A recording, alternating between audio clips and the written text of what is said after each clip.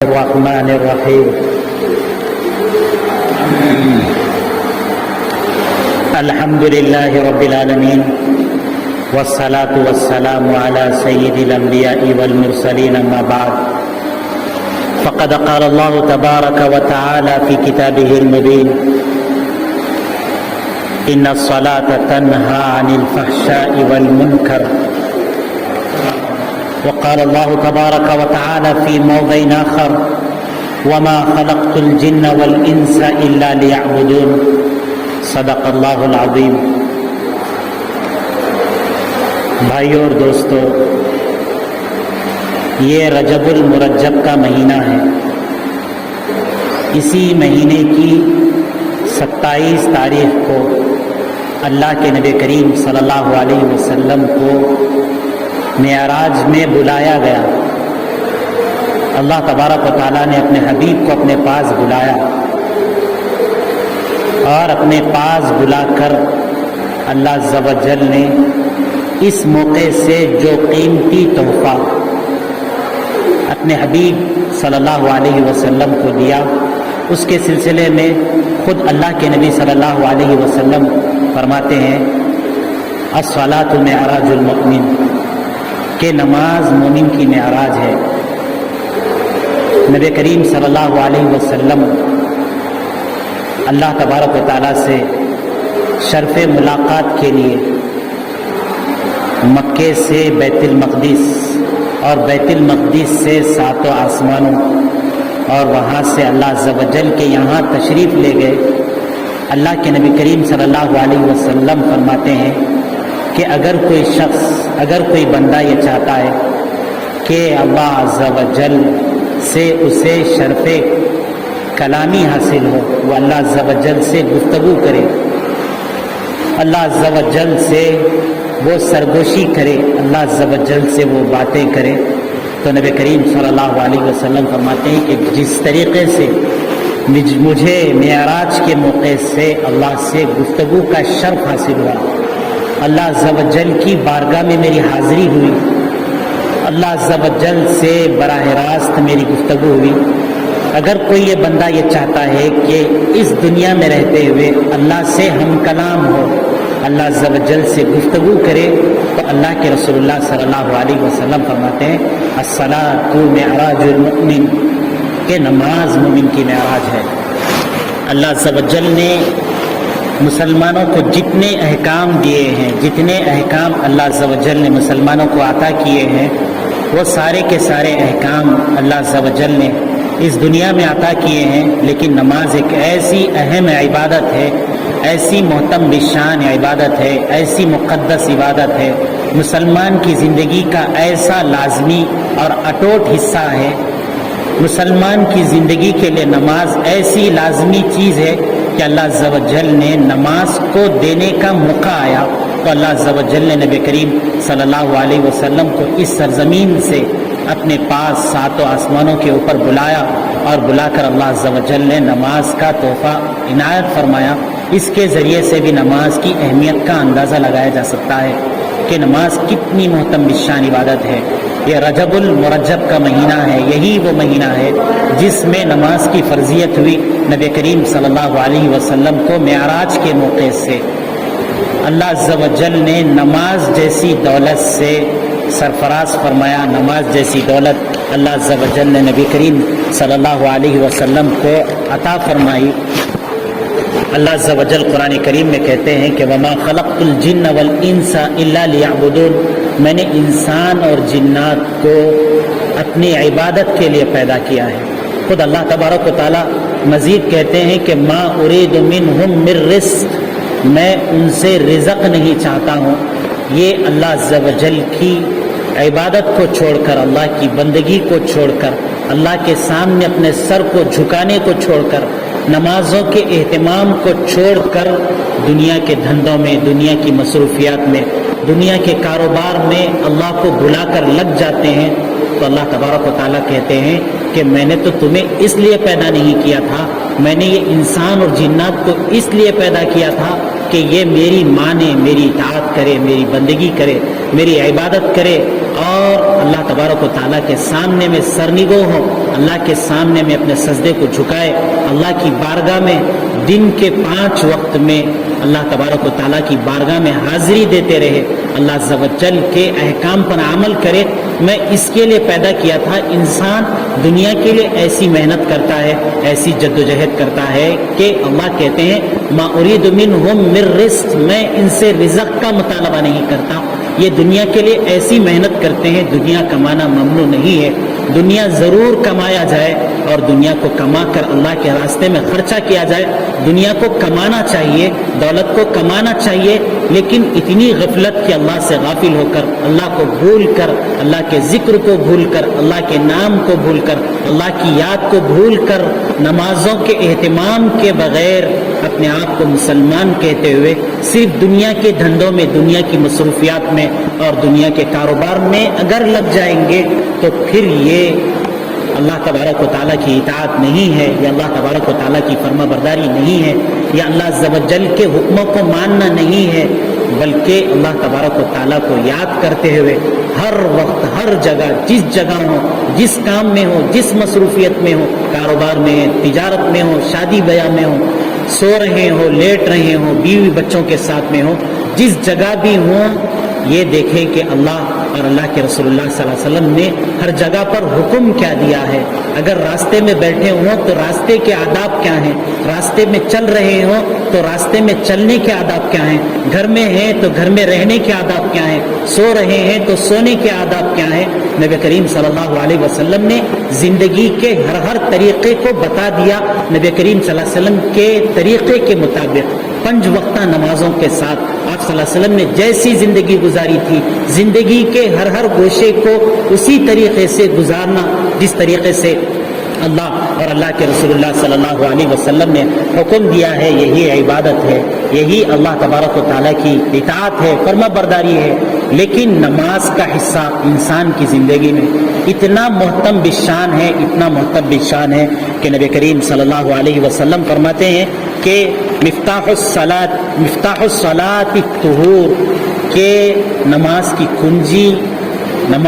کنجی نبی کریم صلی اللہ علیہ وسلم فرماتے ہیں کہ پاکی ہے، کہ بغیر پاکی کے، بغیر صفائی ستھرائی کے اگر آدمی بغیر وضو کے نماز کو پڑھنا چاہتا ہے تو جس طریقے سے اس آدمی کی نماز نہیں ہو سکتی ہے، اسی طریقے سے نبی کریم صلی اللہ علیہ وسلم فرماتے ہیں کہ مفتاح الجنت الصلاۃ، کہ جنت کی کنجی نماز ہے، کہ اگر آدمی کے پاس نماز ہے تو وہ آدمی جنت میں داخل ہو سکتا ہے، اگر آدمی کی زندگی میں نماز نہیں ہے تو وہ آدمی جنت میں داخل نہیں ہو سکتا۔ نبی کریم صلی اللہ علیہ وسلم نماز کے سلسلے میں فرمایا کرتے تھے، اتنی محتم بشان عبادت آپ صلی اللہ علیہ وسلم اس کا اتنا اہتمام کیا کرتے تھے، نماز کی اتنی پابندی کیا کرتے تھے کہ آپ صلی اللہ علیہ وسلم فرمایا کرتے تھے جعلت قرۃ عینی فی الصلاۃ، کہ میرے آنکھوں کی ٹھنڈک نماز میں ہے، کہ اگر تم میرے آنکھوں کو ٹھنڈک پہنچانا چاہتے ہو، اللہ اور اللہ کے رسول اللہ صلی اللہ علیہ وسلم کی واقعاتاً خوشنودی مقصود ہے، ان کو راضی کرنا مقصود ہے، تو خود نبی کریم صلی اللہ علیہ وسلم فرماتے ہیں کہ میرا حقیقی عاشق وہ ہے، میرا حقیقی مطیع و فرما بردار وہ شخص ہے جو نمازوں کا اہتمام کرتا ہے، کیونکہ نبی کریم صلی اللہ علیہ وسلم فرماتے ہیں کہ میری آنکھوں کی ٹھنڈک نماز میں ہے، اور ہماری آنکھوں کی ٹھنڈک نماز میں نہ ہو اور ہم نمازوں کا اہتمام نہ کریں، ہماری زندگی میں نماز کا کوئی گوشہ نہ ہو، نماز کے لیے ہم کوئی اہتمام نہ کرتے ہوں، اور نبی کریم صلی اللہ علیہ وسلم سے محبت کا دعویٰ کرے اور عشق کا دعویٰ کرے، اور زندگی میں نماز ہی نہ ہو تو یہ عشق کا دعویٰ کھوکھلا ہے، کیونکہ نبی کریم صلی اللہ علیہ وسلم فرماتے ہیں کہ جعلت قرۃ عینی فی الصلاۃ، میرے آنکھوں کی ٹھنڈک نماز میں ہے۔ نبی کریم صلی اللہ علیہ وسلم کی عاشق کی نماز، نبی کریم صلی اللہ علیہ وسلم کے عاشق کی ٹھنڈک بھی نماز میں ہونا چاہیے۔ نبی کریم صلی اللہ علیہ وسلم فرمانا چاہتے ہیں کہ جس کہ جب تک میں نماز کو ادا نہیں کر لیتا ہوں، نماز مجھ سے ادا نہیں ہو جاتی ہے، میں جب تک نماز پڑھ نہیں لیتا ہوں مجھے چین نہیں ملتا ہے، مجھے سکون نہیں ملتا ہے۔ نبی کریم صلی اللہ علیہ وسلم کا ہر وہ امتی جو نبی کریم صلی اللہ علیہ وسلم سے واقعتاً محبت رکھتا ہے، نبی کریم صلی اللہ علیہ وسلم سے عشق کا دعویٰ کرتا ہے، اس کی زندگی میں نماز تو ہونا ہی چاہیے۔ نماز مومن کی زندگی کا لازمی حصہ ہے، ضروری حصہ ہے، اس کے بغیر اس کے ایمان کی تکمیل نہیں ہو سکتی ہے، وہ مومن کامل نہیں ہو سکتا ہے۔ نبی کریم صلی اللہ علیہ وسلم نے ایک حدیث کے اندر فرمایا ما اوحی الی ان اجمع المال، نبی کریم صلی اللہ علیہ وسلم فرماتے ہیں کہ اللہ عز و جل نے مجھے یہ وحی نہیں کی ہے، اللہ عز و جل نے مجھ سے یہ نہیں کہا ہے کہ اس دنیا کے اندر رہ کر میں صرف مال کے، پیسوں کے، دولت کے اکٹھا کرنے میں لگ جاؤں اور اسی کے اندر منہمک رہوں، اپنی رات و دن کی مصروفیت، اپنا صبح و شام کا اوڑھنا بچھونا، اپنی ساری زندگی کا محور، اپنی زندگی کا مقصد، اپنی زندگی کا ہدف ہم یہ متعین کر لیں۔ نبی کریم صلی اللہ علیہ وسلم فرماتے ہیں کہ اللہ عز و جل نے مجھے یہ وحی نہیں کی ہے کہ میں مال کو اکٹھا کروں، اللہ کے وَأَكُونُ مِنَ التَّاجِرِينَ، اور میں تاجر میں سے ہو جاؤں، بلکہ نبی کریم صلی اللہ علیہ وسلم فرماتے ہیں وَلَكِنْ أُوحِيَ إِلَيَّ أَنْ سَبِّحْ بِحَمْدِ رَبِّكَ وَكُن مِنَ السَّاجِدِينَ، کہ اللہ کو اللہ کے نبی کریم اللہ نے اللہ کے نبی کریم صلی اللہ علیہ وسلم سے یہ فرمایا، یہ وحی کی کہ جس جگہ بھی ہوں، جہاں کہیں بھی ہوں، جس موقع سے بھی ہوں، زندگی کے جس کام میں بھی ہوں، اس جگہ پر اللہ کی حمد و تسبیح بیان کیجئے، اور جتنا ممکن ہو سکتا ہے زندگی کے حصے کو اللہ کی عبادت کے اندر، سجدے کے اندر، نبی کریم صلی اللہ علیہ وسلم سے کہا جا رہا ہے کہ اپنے آپ کو جتنا ممکن ہو سکتا ہے، جتنا اپنی زندگی کا حصہ سجدے کے اندر، اللہ کے لیے نماز کے ادا کرنے کے اندر اپنی زندگی کے حصے کو لگا سکتے ہیں۔ نبی کریم صلی اللہ علیہ وسلم سے اللہ عز و جل یہ کہہ رہے ہیں وَاعْبُدْ رَبَّكَ حَتَّى يَأْتِيَكَ الْيَقِينُ، اللہ نے یہ بھی کہا اے اللہ کے نبی کریم صلی اللہ علیہ وسلم آپ کو نمازوں کا اہتمام کرنا، اللہ کی عبادت کرنا، اللہ کا ذکر کرنا، اللہ کو یاد کرنا کہاں تک ہے؟ نبی کریم صلی اللہ علیہ وسلم سے اللہ نے کہا کہ آپ کو اس وقت تک اللہ کو یاد کرنا ہے جب تک کہ یقینی چیز نہ آ جائے۔ دنیا کے اندر موت سے زیادہ کوئی یقینی چیز نہیں ہے جس کا کوئی انکار نہیں کر سکتا ہے۔ اللہ عز و جل نے کہا کہ اس یقینی چیز کے آنے تک آپ کو اللہ عز و جل کی عبادت کرنا ہے، اس لیے شریعت میں نماز کا بہت بڑا درجہ ہے۔ نبی کریم صلی اللہ علیہ وسلم نے ایک حدیث کے اندر فرمایا کہ جس طریقے سے ایک آدمی ہو، اس آدمی کا سر نہ ہو تو اس آدمی کو انسان باور نہیں کیا جاتا، اس کو انسان سمجھا نہیں جاتا۔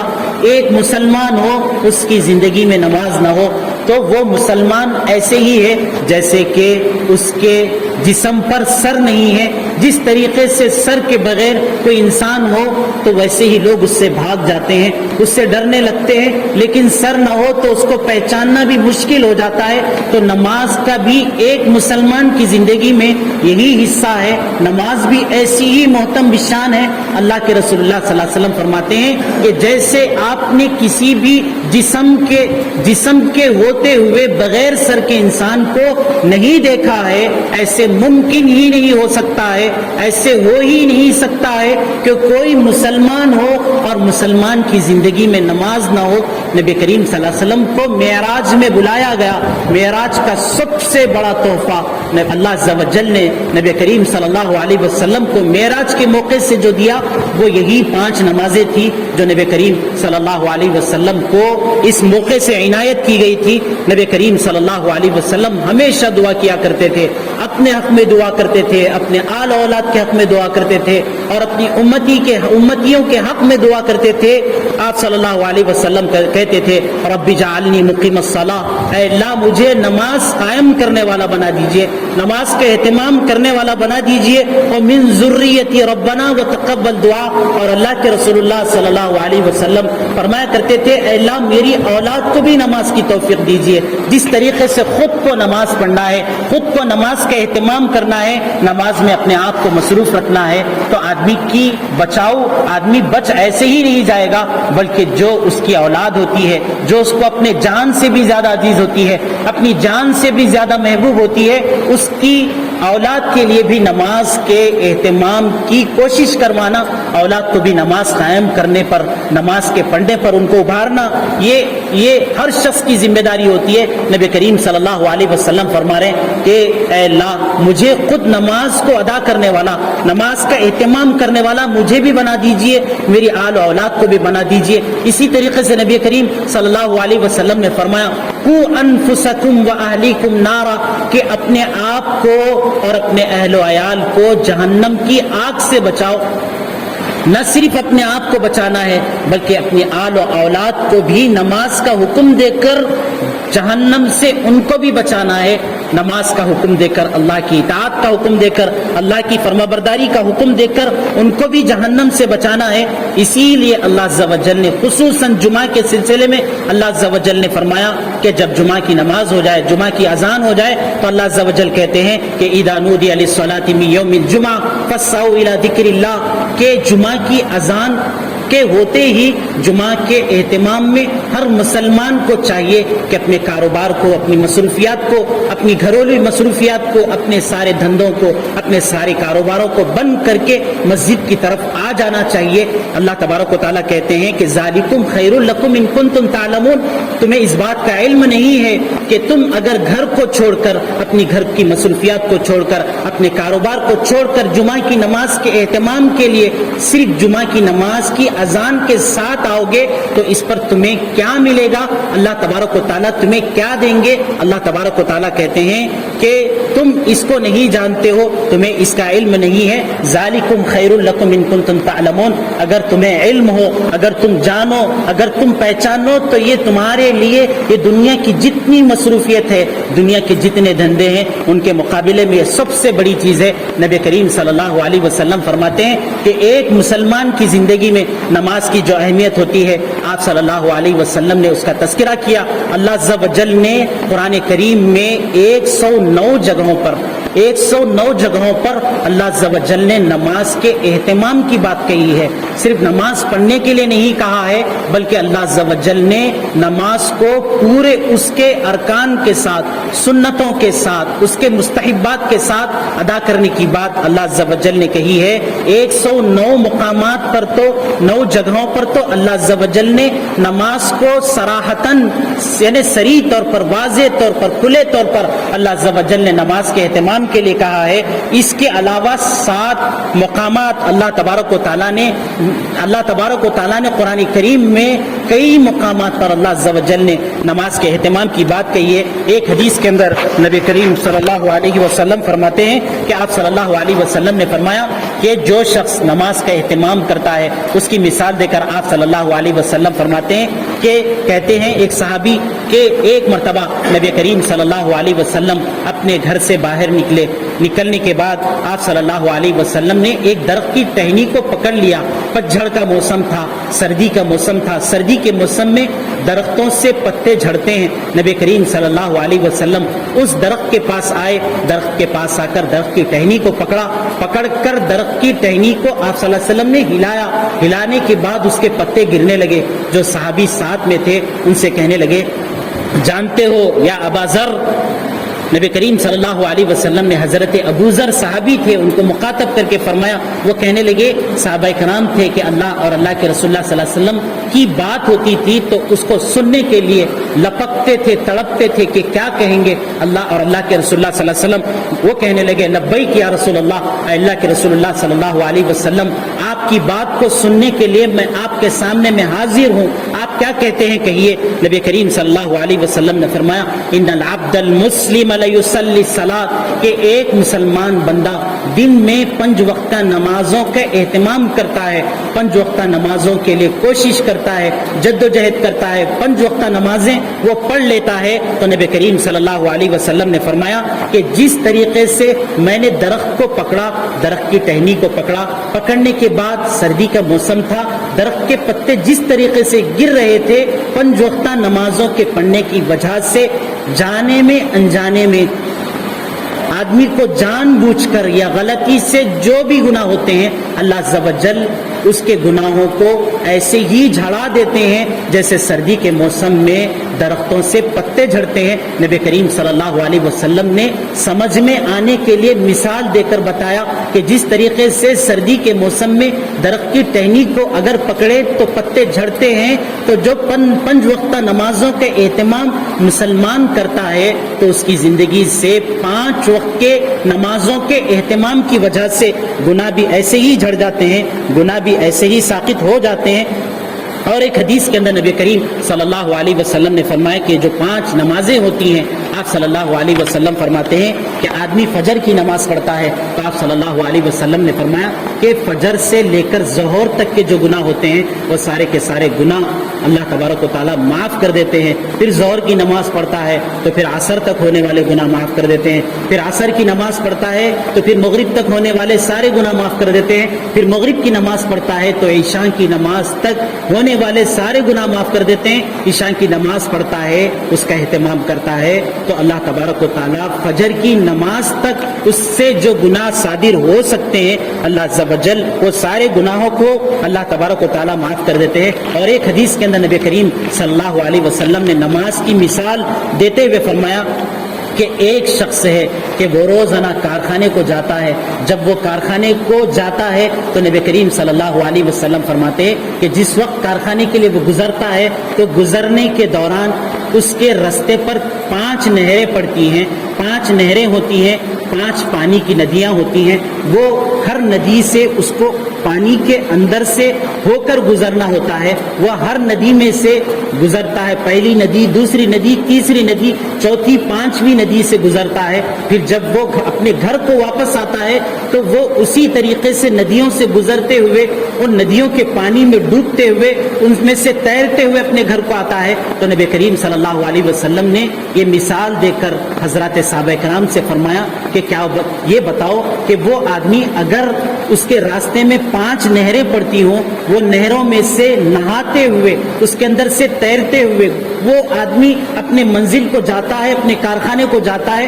پھر واپسی میں وہ 5 نہروں سے پانی میں نہاتے ہوئے تیرتے ہوئے اس کے اندر سے گزرتا ہے، تو اللہ کے رسول اللہ صلی اللہ علیہ وسلم نے حضرات صحابہ کرام سے پوچھا کہ یہ بتاؤ کہ اس آدمی کے جسم پر کوئی گناہ باقی رہے گا؟ تو حضرات صحابہ کرام رضوان اللہ تعالی علیہ مجمعین نے فرمایا نہیں، اس آدمی کے جسم پر کوئی میل کچیل باقی رہے گا۔ جو آدمی 5 نہروں سے گزرتا ہے پھر گھر کو واپس آتا ہے تو انہی نہروں سے گزرتے ہوئے آتا ہے، تو اللہ کے رسول اللہ صلی اللہ علیہ وسلم نے فرمایا کہ 5 وقتہ جو نمازیں ہوتی ہیں، جو مسلمان 5 وقتہ نمازوں کا اہتمام کرتا ہے، 5 وقتہ نمازوں کی اس کی زندگی میں حصہ ہوتا ہے، وہ 5 وقت کی نمازیں پڑھتا رہتا ہے، تو اللہ کے رسول اللہ صلی اللہ علیہ وسلم فرماتے ہیں جس طریقے سے 5 نہروں سے گزرنے والے کے جسم پر کوئی میل کچیل باقی نہیں رہتا، کوئی گندگی باقی نہیں رہتی، 5 وقتہ نمازوں کے ادا کرنے والے کے